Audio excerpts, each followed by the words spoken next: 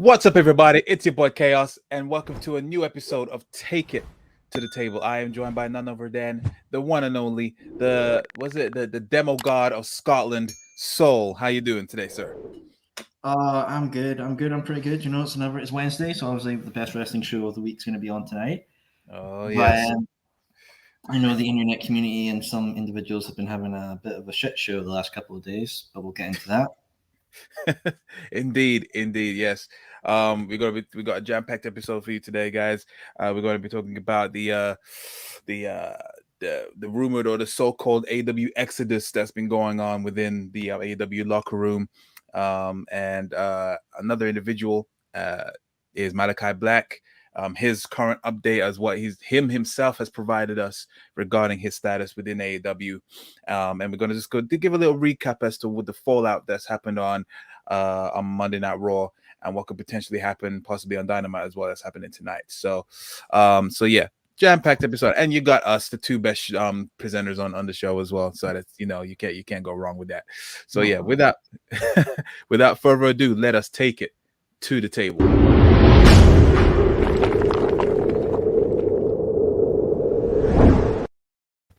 All right. So yeah, let's start off with the most recent news, I would say, that's been going on, which is of course the situation with Malachi Black. As we all know, he is the leader of the House of Black in AEW. And there was obviously rumblings going on that he was given a conditional release due to his mental health and his current direction of his character he didn't really agree with. A lot of personal stuff happening. He did wrestle an indie show after this match at All Out. Gave a little insight as to what's happening. But since then, he actually went directly on Instagram Live, had a 10-minute, not rant, but he just a 10-minute talk about what's been going on currently. And yeah, basically just outright said, don't believe the hype, as they were saying goes. So he gave a little insight as to what's going on. He still said that it's correct that he's going through some a few issues personally, that he's just taking time.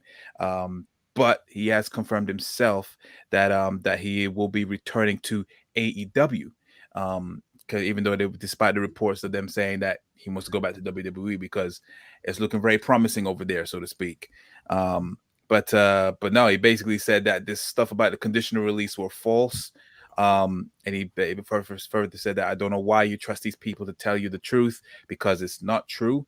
I've been given time off by Tony to take care of a bunch of stuff. All this stuff was weeks ago. I posted that statement as a summary for you to understand why I'm taking some time off. It is in the statement. It's mind-boggling. I will see you guys in a couple of weeks, maybe a couple of months. Like I said, I'm going to take some time off. That's it. I'm fine. I'm going to be fine. Everything's fine. You'll see me right back in AEW pretty soon. I'm just going to take some time. That's it. I'm not going to read everything that he said on the stream, but yeah, that's pretty much what he's been saying.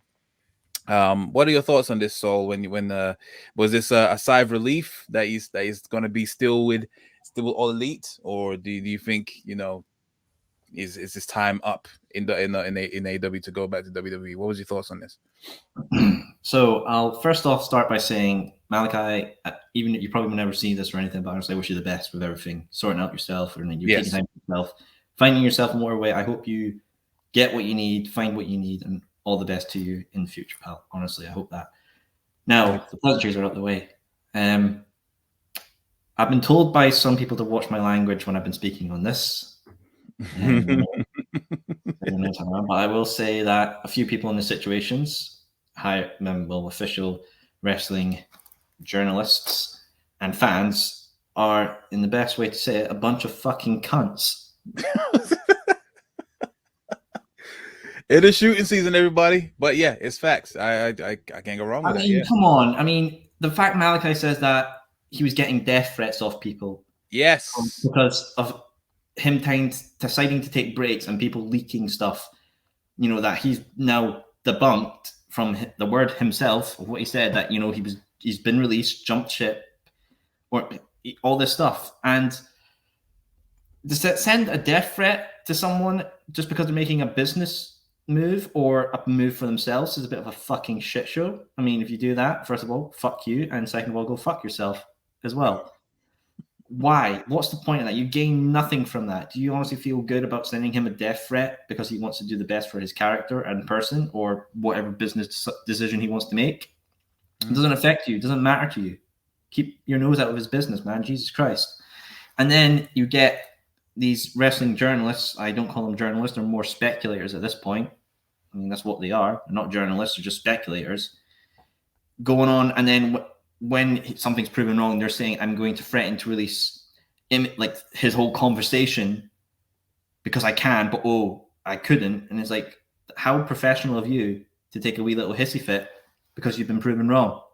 Come on, seriously? Man the fuck up, man. Shouldn't do that shit to somebody. How can any wrestler feel safe now to have a conversation with someone about mental health shit or anything like that and now feel like it's going to be leaked to some randomer they don't know and posted all over social media? And we just had this whole the Hana Kamuri situation where she was harassed in Japan and ended up taking her own life. And we still feel like this is the acceptable way to treat people, harass them over a business decision, threaten to leak their shit just because you were proven wrong and you can't handle it. It's not fucking right. Do we have to have another fucking discussion about this? Another person takes their life before we actually start taking this shit seriously? Or are we just going to let a fucking cycle continue of harassment and a verbal and mental abuse to people just because they're doing something you don't like or you've been proven wrong and your reputation is going through the tank? It's not fucking right. I don't fucking agree with it at all. It's fucking shit. Absolutely, with a capital S. And that's the unfortunate situation we have with social media, that it gives the wrong people that kind of power. Whether it's, not literal power, but the fact that they can easily transition or transcend their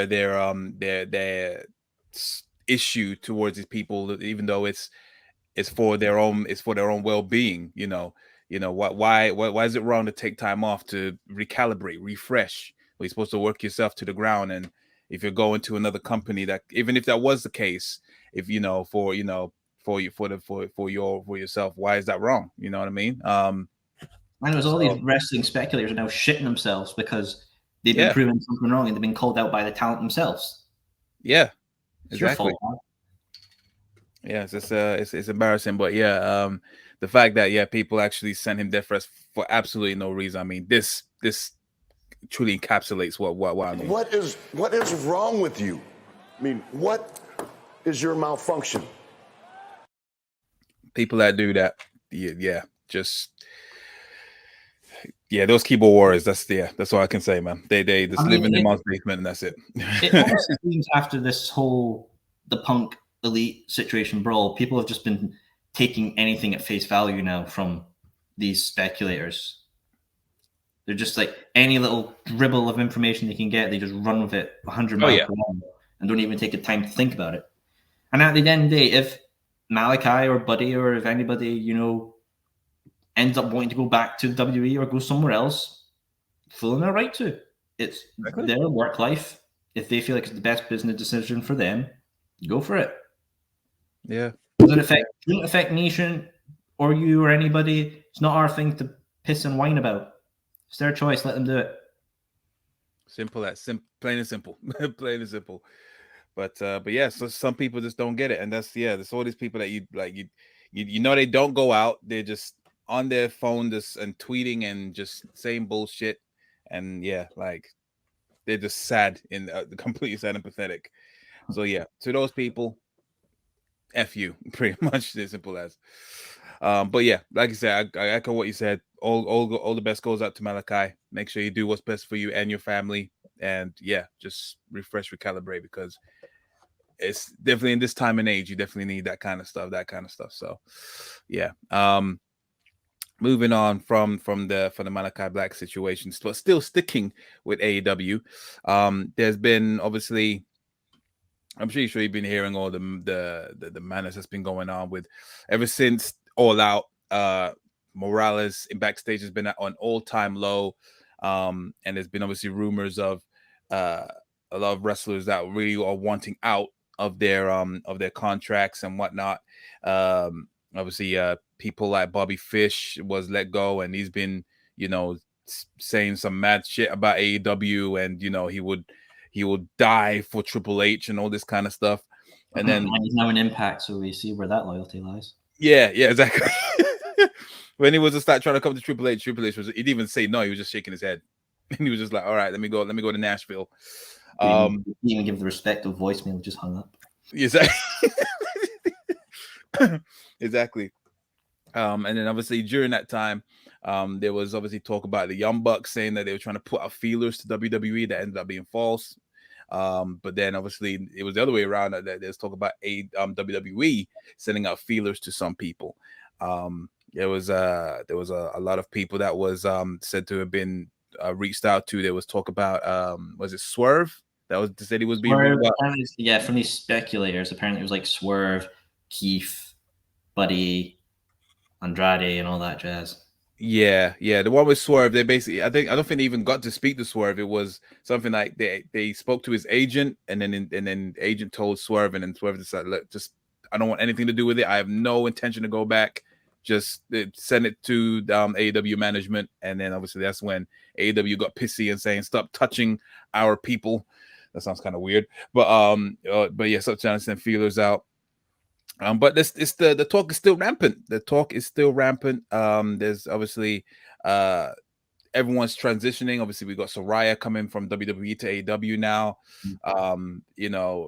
And yeah, there's talk about Tony Khan apparently not granting releases right now. He's put a no release policy out.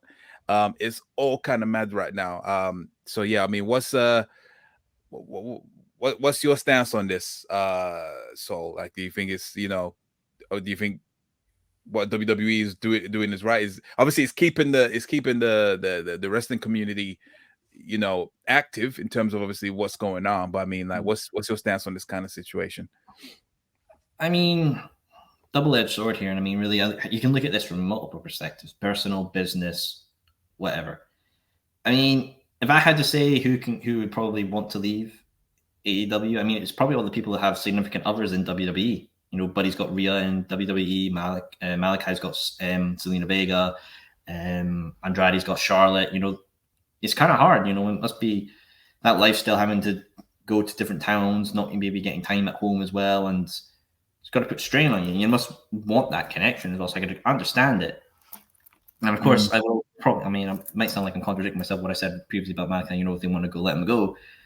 But sometimes it's hard business-wise. I feel like it's Tony really stepping up as a boss, trying to be that sort of, not letting people take over him, run him over. He's being like, hey, look, I've allowed you guys to do what you can, do your independent stuff and be independent, but I really got to put my fucking foot down and be like, hey, you signed your contract, you make adhere to the agreement, and then you can go. I mean, if people are signing like 8-year deals and then a year into it, just because the change of the guards happened at the former place where you were kicked out of, and you want to go back, bit of a dick move. Yeah, it is, of course. It's and it's just contractually, it's a breach. They shouldn't be doing that in the first place. But it just shows how fearless WWE are to AEW. I don't think they ever did that with WCW or anything like that. So it's very bold. You want them back. You should have fucking released them in the first place. Exactly. Exactly. But yeah, they're really aggressive in trying to sign all these people. It's pretty fascinating, and like I said, how ballsy it is. But yeah, you're right. They shouldn't have released him in the first place, and he wouldn't be in this freaking situation. But yeah, I'm glad that Tony Khan is putting his foot down. Is I think we said it in the last episode that we or the previous episodes. He needs to start being a friend and start being a boss. And yeah, now he's becoming more so like that. So I can't really blame him with that. Especially, you don't want this kind of stuff floating around on the internet. It's not something that's good for business. It's not. I mean, something that makes me wonder though was about the Punk situation. Right. Tony's just said there he's not going to really releasing granting releases or making releases. So Punk is an interesting one. It seems like the Elite are on the way back because Matt Jackson, I think, posted about seeing people really soon. It was retweeted by AEW's Twitter account. So it seems like the Elite are on their way back soon. Punk, however, is an interesting case. I know he's had surgery. There's a picture of him going around in an arm brace. Yeah, I saw that. What happens there? Because if Tony does decide to buy out his contract, I can imagine it will be fucking extortionate. Yes. And then on the other hand, Tony's thinking, but he's such a great income guy. What do you do at that point? I mean, you could try and smooth it over, have everyone in a meeting, get it out, saying it was just hots ahead, things are down, try and build up a table and seeing what can be worked out. If not, then then you do the buyout if necessary. But it's definitely going to be a weird shit show. I mean, it's odd. It's I mean, obviously you could definitely make money out of it in terms of if he does come back, No, bring him back as a heel, that would that would be interesting. But yeah, he would have to have his own locker room. He would have to have his own like hallway, everything. His own stadium at that point. Give him his own separate stadium. Pretty much. So yeah, it'd be very interesting. It's the selfish person in me would want him to still be in AEW just to see how this pans out, just for storyline reasons. But yeah, it's is it good for business? Is it bad for business? I don't know. It all depends on, like you said, on everyone else. But yeah, it's still early days. Who knows what's going to happen? I'm glad that the Elite will be back. Do you think that they're probably going to go back for the trios titles again? Probably. Probably. I mean, we know like AEW doesn't like really diverting from their plans. They like to stick to the original plan and see it through. Yeah. So there's a possibility that maybe we could see at Full Gear the Elite versus Death Triangle for the Trios Championships. Or, I mean, we see, who else really trios wise could really take it off them? Not the Best Friends. Best Friends have already been done that. Dark Order and Hangman, or whatever's going on with the Dark Order and the Andrade storyline. Apparently, Andrade's trying to steal 10 away. Trustbusters. Which one, sorry? The Trustbusters, Parker Bordeaux. No. No. They go a long way. I don't think they're even gonna. Yeah, just no. So yeah, there ain't really likely contenders. Not really much. Since the trio titles has been won, they haven't really been on TV much. But it's just more about Pac right now. But I mean, Pac's like a heel sort of thing right now. He's turning bad guy. Yeah. Yeah, we'll see. We'll have to see. There's also I think Battle of the Belts is coming up soon. I think it's rumored to be clashing with Extreme Rules as well, isn't it? No, they've changed it. Apparently, it's been changed that it's going to be a double live Rampage and live Battle of the Belts instead. Right. Okay. Fair enough. All right. I mean, on that Battle of the Belts, I would love. I mean, usually it's 3 matches, pretty much 3 match special, because Yeah. I mean, we could probably see the Trios champions be defended on there. Maybe the Ring of Honor television, Joe versus somebody, and maybe probably a women's match, maybe, or TNT. That's not been defended singly in a while. Yeah, true. I don't think. I guess she's won it. She hasn't really defended it. I don't think. No. Yeah, I mean, there was the 4-way at Grand Slam. That's it. Oh, she's got deep tonight, apparently. Okay. Fair enough. Yeah. Yeah. We'll see what happens. But yeah, it needs more. It needs more love. Definitely needs more love. Even though it's just new. But yeah, we'll see what happens. Patience. Yeah. Patience. What else is happening? I was speaking about Tony Khan. Have you heard about this? About the situation with Ring of Honor? No, I haven't. No.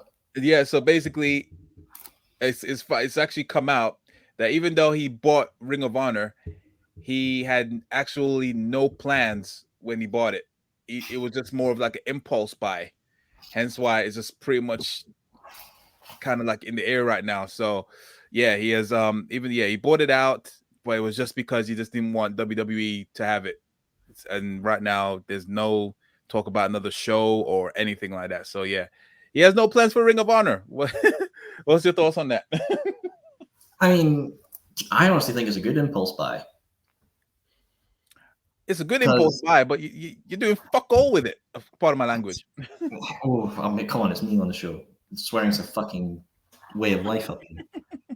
I mean, I've always said it's a good impulse buy. You know, can be used for video games, figures, replicas, tape library as well, branding. I mean, I've heard some people say ditch Rampage and make that an hour of Ring of Honor.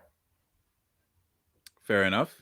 Which, I mean, no one really cares about Rampage right now, to be honest. The only reason why I'm not fussed about Rampage because it's on at 3 a.m. and I can't, really stay up for 3 a.m. every goddamn Friday.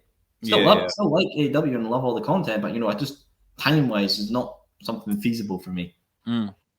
I still would love them to do maybe like 4 Ring of Honor pay-per-views, like early TNA days when they had like pay-per-views before they got a TV deal. Yeah. I mean, you could work something out, honestly. I mean, like I said, Chris Jericho being the champion is a good name recognition, possibly could lead to a TV deal. Yeah, I mean, and I know all these streaming sites will love a good, cheap, reality sort of based programming, so there'll be someone there definitely wanting it to bump up the library. I mean, it all depends because the last pay-per-view, it didn't really sell well. We saw the photos, like it looked good on one side, but the other side was bare bones, So that I don't know if the interest is mine. Obviously, you got Jericho. That might boost, give it a little minor boost. But currently, the way how it's been booked, both the world title and the television title championship, they're almost kind of spinning its wheels, especially the TV championship. Like Joe is like facing a bunch of nobodies right now. I mean, to be fair though, it's the best Ring of Honor's ever done. I don't think Ring of Honor has really been a big household brand. I think the last Ring of Honor pay-per-view under Tony Khan was the best, or one of the best ones in company's history for Ring of Honor. So I mean, looking at it from a Ring of Honor pay-per-view, it's going up. Okay, fair enough. I probably agree with that in terms of match quality. Definitely. Even though, to be fair, I have not seen FTR versus Briscoes 2 yet. I haven't seen it yet. You're some bastard. But yeah, I'll get around to it for sure. But yeah, there needs to be a set out plan, and because it's just more rumors than plans right now, I don't know if it looks more apparent. Yeah, it might have been a good impulse buy, but you don't want it just to sit there. You just want to have that tape library just there, just to show. You want to show during promos for certain wrestlers. It's kind of weird, but we'll see. We'll see what happens with that. Yes, I want to bring something to the table as well to you. Okay. And I think this is what I think. I'm going to say this might get me a lot of shit from the hardcore fanboys, but I think the WWE spinner is the best iteration of the WWE Championship. What is your malfunction? I prefer. Hey, hate me all you want. Sold a shit ton of replicas. Looks great on TV. Way better than the current network big, title shit we got now. You're a donut. You're so stupid. Hey, hit the player, hit the game, man. I'm just speaking facts here. Sells well, is great. Better than the Wing Eagle, in my personal opinion. I love it. I think it's a great belt. Hey, if you want to turn off the streams, you can go hug your Wing Eagle in the bed and cry. I don't blame you, man. If you want to go do that, you do you, bro. Oh my god. Now, I'm just saying facts, man. Spinner belt. It was for me. It was decent. Only when Cena had it. Nah. And maybe Edge. I don't care what anyone says. I also liked when Edge's interpretation of it was good. Nah, I would say it looked great on Cena, Edge, Miz, Orton, Punk. Orton. Yeah, it looked good on Orton. Nah, I don't know. I have to look at this. Nah, it didn't look good enough. It just looked, especially seeing it on people like Jeff Hardy and especially Triple H. God damn, that looked fair enough. Triple H is for Triple H. It kind of looks like his daughter made the belt. I was like, "Can you wear this at work, Daddy?" And he's like, "Yeah, sure." They'll stand by my point. The best looking WWE Championship. I mean, I know what the worst is. The worst is that shitty one after the spinner The Rock introduced. With the scratch logo. Yeah. And then probably the big winged eagle shit. I don't like that. You don't like the winged eagle? What is? That's like oh my god. Wait, I'm just let me see if I can share the screen right now. 1 second. This is this is controversial. I don't know what you got to get canceled, man. Oh, let him try. I'm still here. Oh, Elton John, I'm still standing. All right, so you obviously Great see belt. Look at it. It looks like a championship and not just a marketing piece of shit. It looks like a championship. That is a belt a champion would hold. It looks great. Oh my god, I can't roll with you on this one. I'm sorry. It's it stayed too long. That's what I'm basically saying. It stayed way too long. Outstayed its welcome. Oh my god, is that flipping? Why the hell? When did he do that? Probably Photoshop. No, apparently it's forgotten Hulk Hogan posing with the. It must have been after the show. Actually makes Hogan look good. Yeah. But yeah, man, I don't know. It's oh my god, perfect. It's perfect. Fair enough. Yeah, that's if you have to come to me and say build a roster, pick your belts.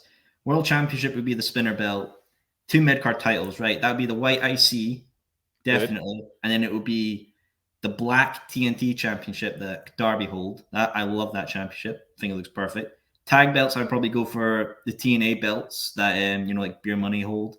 I think they're the really? Yeah, I love those tag belts. No, they were good, but I mean, were they better than the World Tag Team Championship? Like, the one that SmackDown had, the blue one. Those were freaking awesome. I hate that one. What? Oh my god. I like the Raw ones. I think SmackDown ones look a bit shit. WWE SmackDown. Nah, man. That is you are broken. Okay. And you know what? The women's title probably Divas. Nah, I'm kidding. I'm not that idiot. I wouldn't say the Divas. Probably the TNA Women's Championship, the first iteration. The one with the white strap. Yes. I like that one. I think that's a good women's belt. Everything else, trash, terrible. Yeah, I don't like that. You don't like this one. Oh my. No, I like the Raw ones. Don't get me wrong. I like the Raw ones. Oh, these ones. Yeah, I like those. Oh my goodness. All right, TNA Tag Team titles, no championship belt. Oh shit! What have I done? That's the one, yeah. Or I mean, if you want to buy a replica, hey, it's a great belt. It looks too big. And you telling me that SmackDown one wasn't? It looked like a smushed pound coin. Fair enough. Oh god, that looks terrible. Yes, of course. The Impact belts are really bad. Yeah. I mean, no disrespect to the TNA titles. I love them. I think that their own TNA title was freaking awesome. The World Title Championship was good. I like that one. But okay, fair enough. Oh shit, I didn't even take that off. Anyway, okay, yeah, I can't wait to see the comments when it comes to the spinner belt. That is you're asking for the smoke on that one. The 2 good WWE belts we have right now are on the main roster, to clarify. Yeah. Are probably the IC in the United States. United States, I agree. I hate the IC title. Oh my god, it's not even. Oh, I hate it. Oh, I get it. It's not the best. Like what it replaced, I can fully understand. I still think it's a good looking belt though. If I had to pick, if you were put me in a room and we're going to waterboard me and say that the latest IC is better than the white strap, I mean, I'd be drowning. I drown. But fair enough. I still think the United States is the best upgrade to a belt. One of the best upgrades. Oh yeah, the US title, yeah, 100%, yeah. No, I do like the spinner upgrade to the Undisputed. That was a good upgrade. Yeah, sure. Yeah, definitely. But yeah, it's been about. I'm just leaving it at that. This was your malfunction. Come on, look at the goddamn tag belts we have right now. They're shit. Oh no, they're the worst ever. But there's also talk about there's actually belts already been made and they're ready to debut at some point. So yes, these leaked belts that are like on a black strap and have a big giant W in the middle with tag team champions underneath. Still the same design. I mean, yeah. I think we're not gonna get rid of the big WWE E logo anytime soon because it's all branding, isn't it? It's just yeah. And of course they have to kill NXT UK with all the best looking belts on them as well. Yeah, I know. RIP the UK Championship. Oh my god, my baby. Yeah, man, definitely. What's going on with well, that's another thing as well. NXT 2.0 is officially dead. So there's that. So it's just called NXT. RIP NXT 2.0. You will not be missed. It will not be missed, but there's also saying that in terms of the direction that the show is currently doing, that won't change. So you're still going to get the wacky characters, the wacky gimmicks. Going to get a lot of Nikita Lyons' frame assets. Yeah, that's frame and assets. I like that. And a lot of Mandy Rose, which I can't go wrong with that. So yeah, and Tony D'Angelo, the best, one of the best people on that goddamn roster. Yeah, I do like Tony D'Angelo, definitely. Yeah, he's one of my favorites, so for sure. Okay, what else is now? All right, so just to wrap it up, let's just recap regarding what's been happening on Raw that happened on Monday. Was a pretty solid match. It was a pretty solid night. Very solid night, I must say. We got 2 big matches announced for Extreme Rules. So it was the first one. It was Bianca Belair versus Bayley for the Raw Women's Championship, but in a ladder match. Now, as soon as I heard that, I felt like the writing was on the wall. And Bianca's reign is over. I think it's definitely right, which makes sense. Damage control is they will hold all the belts. They are taking control, so it only makes sense. I mean, who knows? Maybe we'll get something at a big pay-per-view like Mania or Standard Takeover with Bayley Damage Control versus Toxic Attraction and Mandy Rose. Who knows? That would be nice. That'd be a big selling thing. Have the main roster tag champs and the women champ versus the NXT women champ and the tag champs. You think they might have to do a War Games for that? just get Regal over Skype. Yeah. Can we just borrow him for 2 seconds, please? Yeah. Just say this line. Stop calling my talent and I'll let you.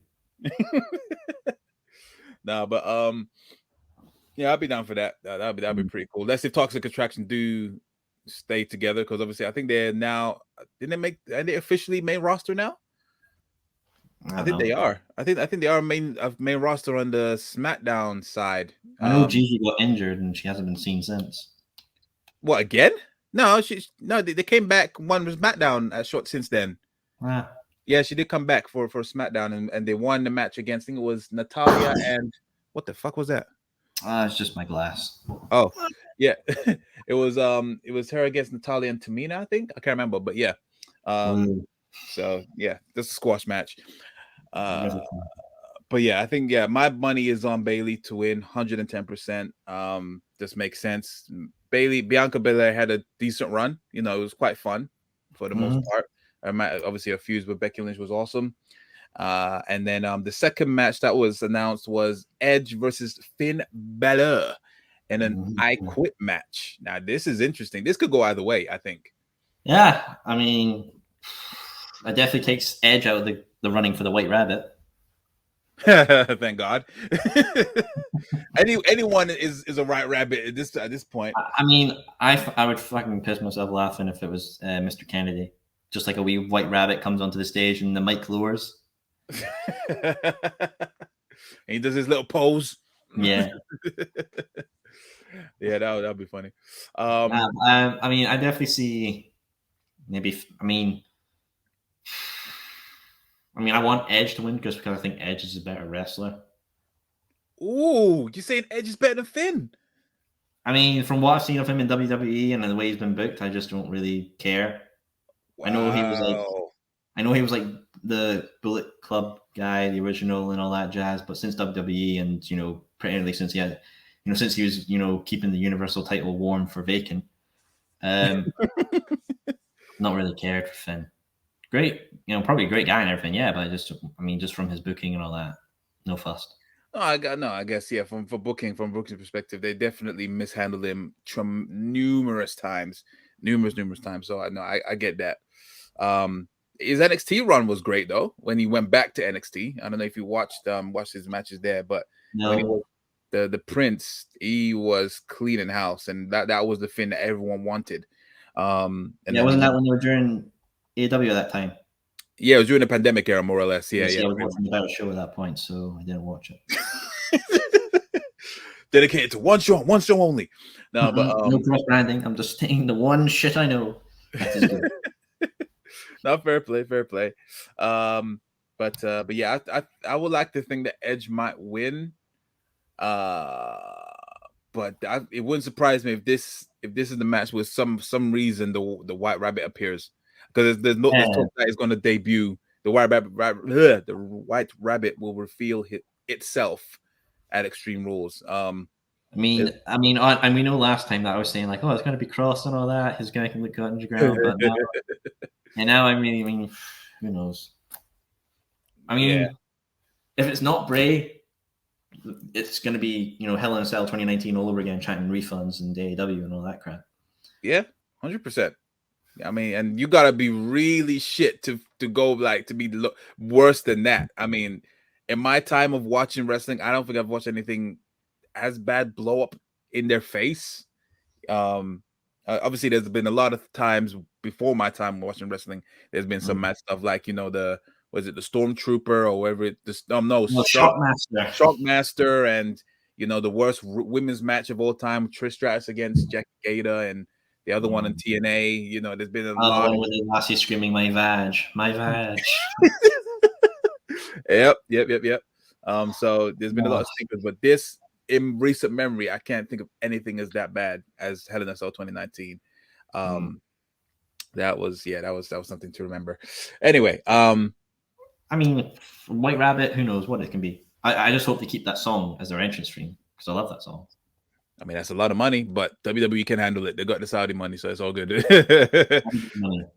They could definitely keep it.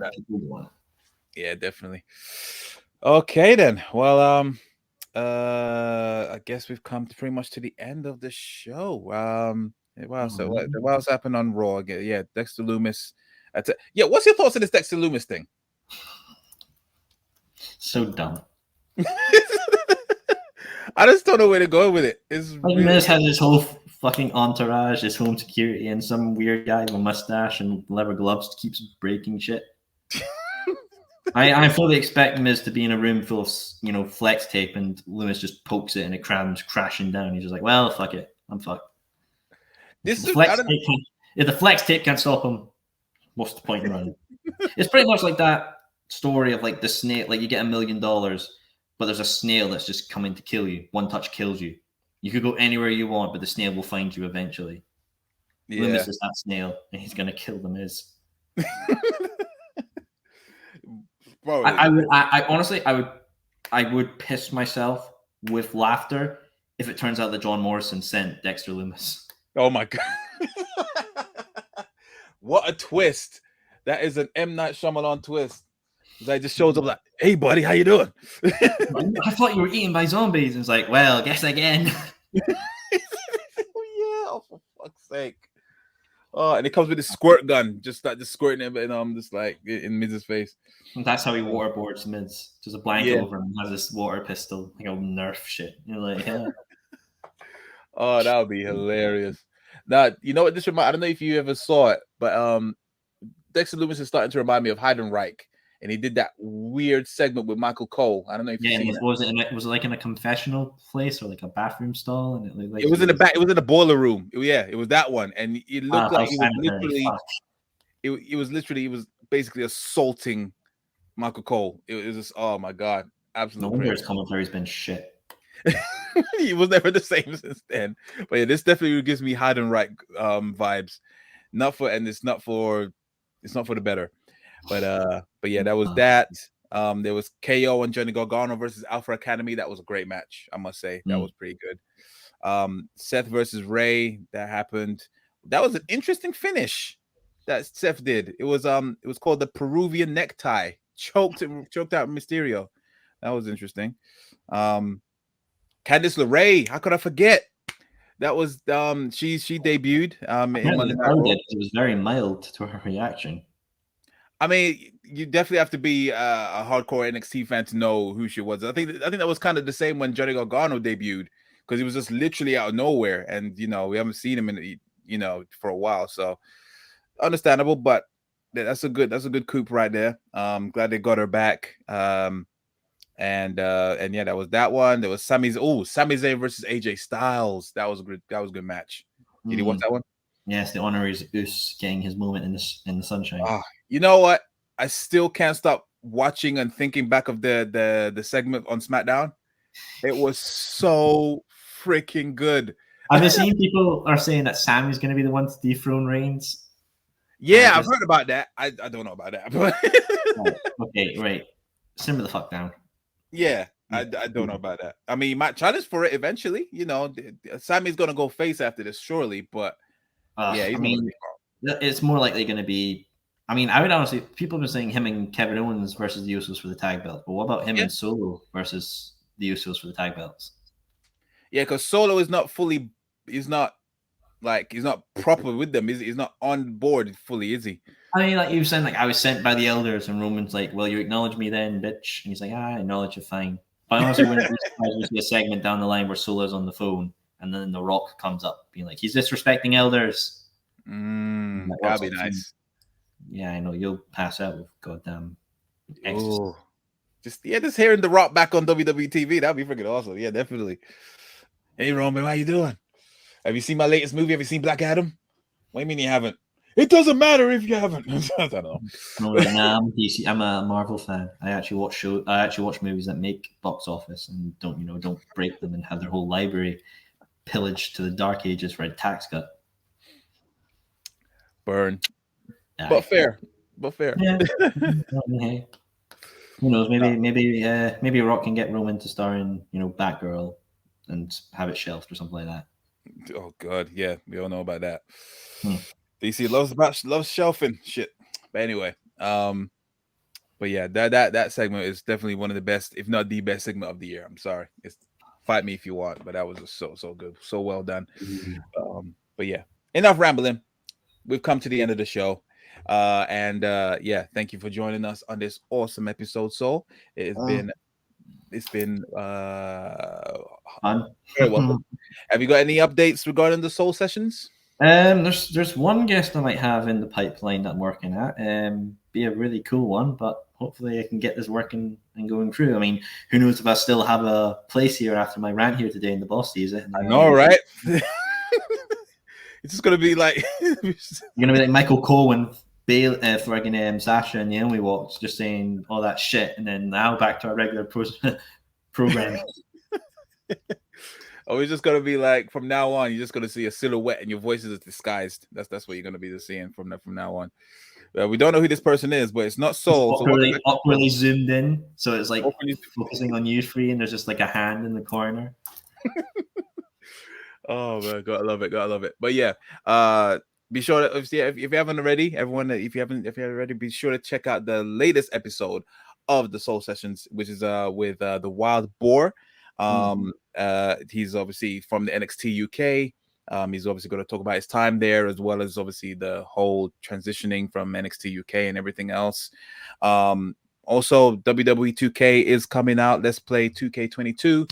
Another episode with Rides. He's coming out as well. So far, is pretty much the strongest favorite to possibly go for the championship. So yeah, we'll see if he's going to keep that momentum, or if it's not him, then I think it's possibly you. I think, but we'll have to double check on the rankings. Really, with my 0-9 record, I love that. But yeah, so be sure to check that out on our YouTube channel. Make sure you like, share, subscribe. To be the Kurt Hawkins of the Take It to the Table Championship. Oh, I have no freaking doubt. Yeah, you're well on your way on that for sure. And I'll just win. I'll win it in the end with a goddamn roll-up. The most devastating move of all time, the roll-up. Which actually right now is with Xavier Woods. That's why he keeps on doing. He's winning, ain't he? With what's it called? The backwards. King of the Ring winner, Xavier Woods. Yes. But yeah. Be sure you make sure you like, comments, and subscribe. Also follow us at Rust Wrestling Republic on Instagram, as well as official_TITTT for all your latest updates on the channel. But yeah, other than that, I have been your host, Chaos. Yep, he has been Soul. This has been Taken to the Table. Until next time, guys. Peace.